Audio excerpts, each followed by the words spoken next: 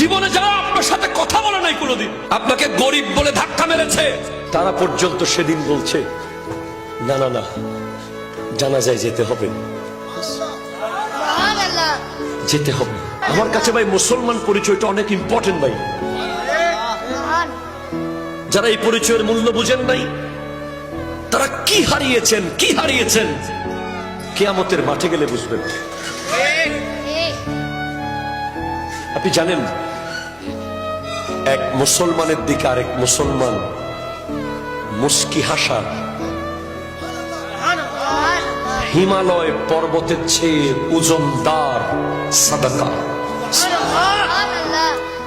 আজকে উনি অমুক দল করে, তিনি সমুক দল করে, উনি অমুক নেতার, তিনি সমুক নেতার, এই কথা বলতে গিয়ে বছরকে বছর আমরা মুসলমান ভাইয়ের দিকে তাকাই নাই।